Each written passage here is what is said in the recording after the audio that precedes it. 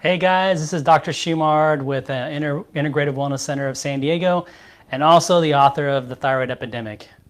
So today I wanted to talk about, I just got off a webinar. It was an amazing webinar. We had roughly 30 people on the webinar who had phenomenal questions, and I hope that they were able to get some incredible value. But some of the questions they were asking were really good questions.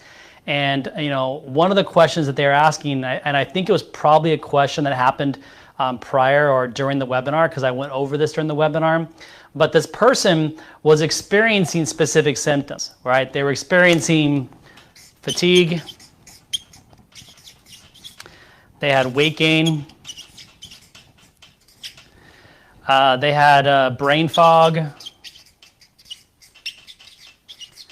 What was the other one they had? They had, GI problems. And I think she was also saying, there was one other one as well, I don't remember. But she had all these symptoms that were going on, and obviously all these symptoms, like the fatigue, extreme fatigue, weight gain, brain fog, GI issues, these are common. Oh, the other one was she was having depression. That's what it was, depression.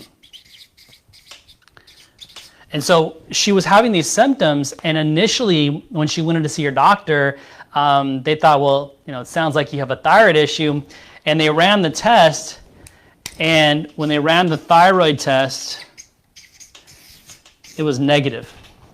So she did not have a thyroid issue, so they said. Right, and there was a frustration. I could tell in the question, and she kind of came back with a couple other questions.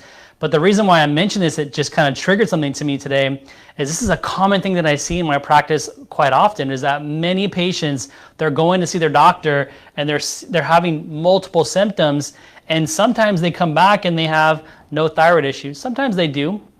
And so what's interesting is that when they don't have a thyroid issue, it's like they're left to say, nothing we can do, it must be in your head.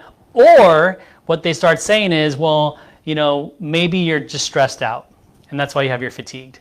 Or maybe your weight gain is because you have a poor diet, you need to change your diets, maybe go see a dietitian, maybe hire a trainer to start working out better, those sort of things. The brain fog, it's probably associated with this depression issue, so we can give you an antidepressant if you'd like.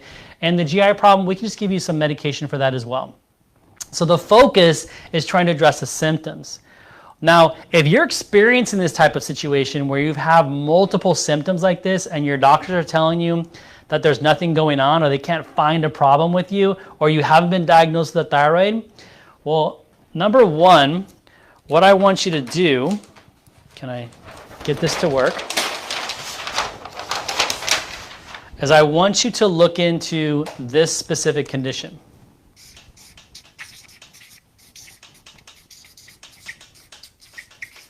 Hashimotos. Now, what is Hashimotos? Hashimotos is an autoimmune disease. Now, what is an autoimmune disease? An autoimmune disease is where your immune system is attacking and destroying the thyroid. In this case, it would be the thyroid.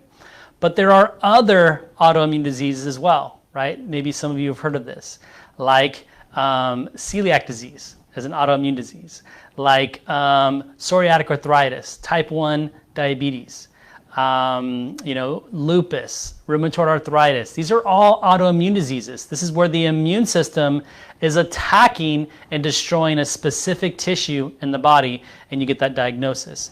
With Hashimoto's, it's the thyroid.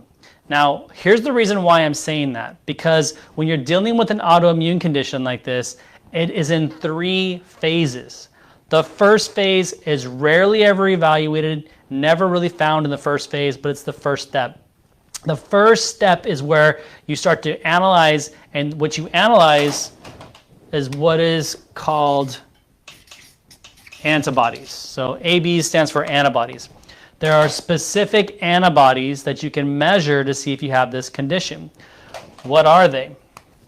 Well, the first one is called TPO, and the other one is called anti-thyroglobulin. It's a long word, I know. Sorry about that. So these are the two antibodies that you can measure. So if you look at these, these are blood tests, right? So you can just run a simple blood test to see if these come up. If these come up elevated, it doesn't matter if one or both come up elevated. It is a positive result for Hashimoto's. Now, in the first phase of this autoimmune component here is where these antibodies will go up. But the person typically doesn't have any symptoms, and if they do, they're minimal in most cases. And if they were to measure for the thyroid, like we talked about on the sheet before, it's normal. So that's the first step. The second step is when you measure the antibodies, they're elevated, but now the symptoms, the person's starting to express these types of symptoms. And there's multiple others that could be happening as well, but the thyroid is still negative. Phase 3 is where you have all of these symptoms, the antibodies are high again, and the person's thyroid is now showing a problem.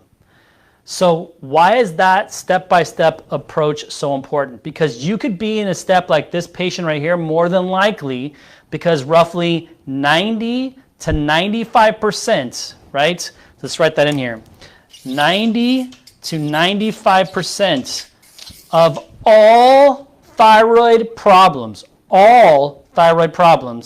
is due to autoimmune. It's due to this underlying issue right here, Hashimoto's. So, or another autoimmune like Graves' disease. So this is a step, this is what the body does. The body doesn't just wake up one day and say, oh, you have Hashimoto's, now that's the issue. This is a progressive approach. So what happens is at one time in your life, something or some things occurs that starts to trigger the immune system to start attacking the tissues of the body, specifically in this case, the thyroid. Now, as it starts to attack the thyroid, it's literally eating away and killing the thyroid over time, reducing over time the ability for the thyroid to do its job. So it could take 10, 15, 30, 50 years of this step-by-step approach of these underlying autoimmune attacks before you start experiencing not only the symptoms, but a true diagnosis of a thyroid problem, which they'll put you on a thyroid hormone. Again, not addressing the mechanism or the underlying problem, which is the autoimmune component.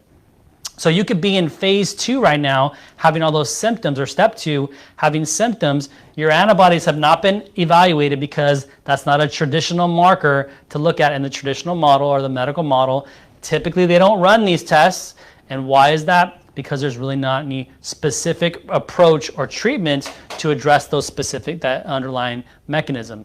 The only way you can treat autoimmune typically right now in the traditional model is going to be with immune suppressors, steroids, or like an anti-inflammatory or a pain medication.